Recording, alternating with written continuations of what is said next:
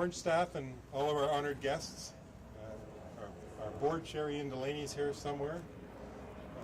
Other members of our board, Dave Murray, Trish Volker, Anish Mehta, Dr. Bob McMurtry, and so many others are here.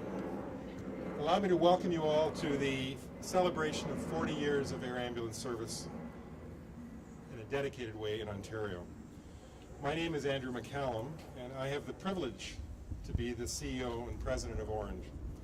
As you know, Orange is the provider of air ambulance and related services for this province.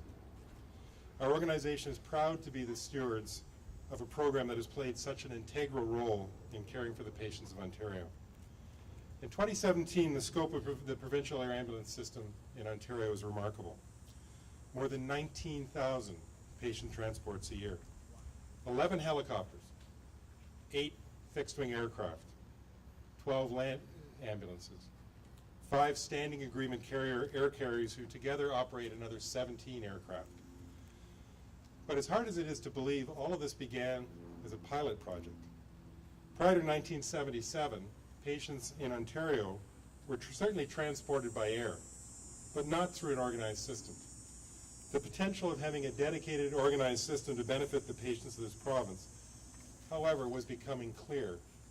And to some pioneering people, many of whom are here today, we are here today to celebrate that vision's 40th anniversary. According to a news article from 1977, an ambulance service manager in Northern Ontario observed the suffering of a burn patient during a long-distance land transfer.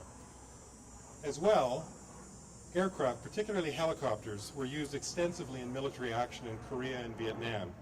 The conclusion that these operations could have a civilian benefit was obvious.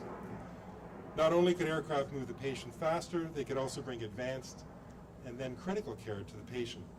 In other words, take the patient to the hospital and at the same time take the hospital to the patient. In early October 1977, about 40 kilometers northeast of where we're standing right now, the program began with the launch of a twin-engine Bell 212 helicopter as Ontario's first official helicopter air ambulance at Buttonville Airport. The Ontario government sponsored the one-year trial, and the helicopter was operated by Viking Helicopters Limited. The aircraft had all the latest medical equipment. All it needed was a name. Thanks to a submission by a young girl from Kitchener named Susan Davis, the aircraft was branded as Bandage 1. And in fact, Susan Davis Wheeler is here with us today. Welcome, Susan.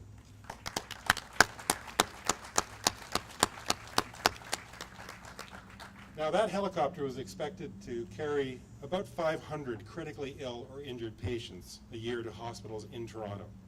An elite team of 8 paramedics, and again, some of whom are here today, with the addition of several ICU nurses, was chosen from the ranks for the task. And this team was certainly up for the challenge. We started to see stories of life-saving care performed inside these helicopters. There were traffic accidents, industrial accidents, various traumatic injuries, and in one case, the delivery of twins inside the air ambulance. Soon, the pilot project was made permanent, and things grew quickly from there.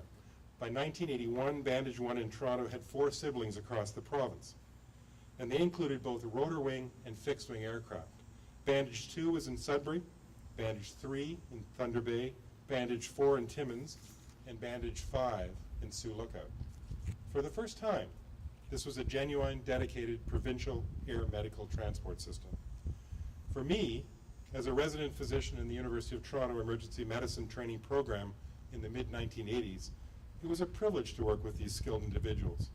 On occasion, when there was a lack of staff, I was one of the residents who flew as staff on the helicopter.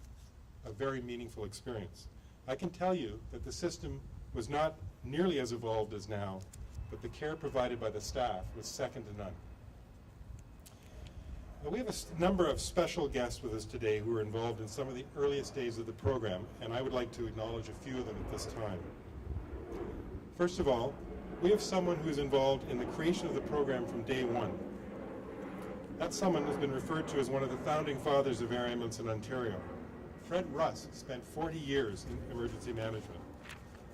As both a fixed-wing multi-engine pilot and experienced ambulance attendant, he had a unique skill set for the time, and he was asked to be a technical advisor in establishing the air ambulance program in 1977. Over the years, he held various senior leadership positions in the ministry and eventually at Orange before retiring in 2009. He's a true pioneer, and Fred, we're delighted you could be here with us today.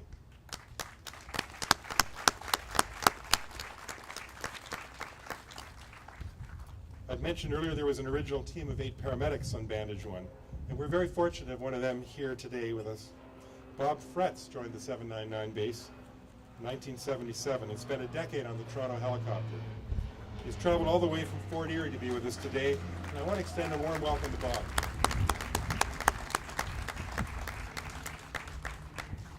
Captain Rob Blakely was one of the original air ambulance pilots at the Toronto base. He went on to become the chief pilot and eventually vice president of EMS for Canadian Helicopters Limited. CHL operated the helicopters in the provincial air ambulance program for many years and were instrumental in building the program from a single helicopter into this complex system we see today. Please join me in welcoming Rob.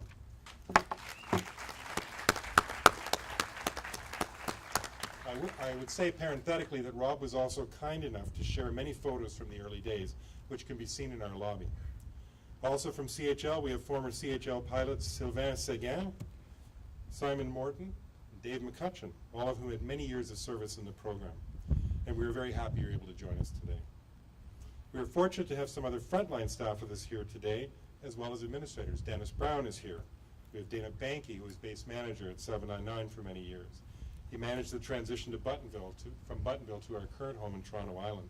We have Diane Pepper, who is the first woman, in addition to being the clown that is making balloon animals, to fly a helicopter. 2 skills one wouldn't usually associate with one individual. And we also have Terry Burton, who was a Sunnybrook ICU nurse and flight paramedic in the mid-1980s and went on to become Director of Emergency Services in Muskoka and past president of the Paramedic Chiefs of Ontario. Welcome to all of you.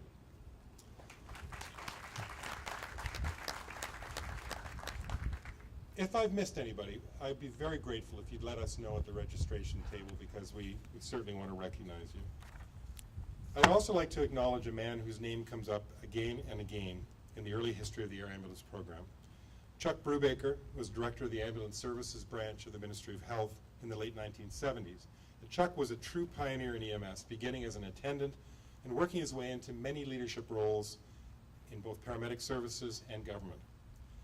Among his many contributions, he was heavily involved in setting up the first air ambulance service in Buttonville. Chuck passed away earlier this year, and he's remembered fondly by many colleagues and friends. His daughter had hoped to be here today, but unfortunately they've had an untimely death in the family and she couldn't be here. We will keep the Brubaker family in our thoughts today.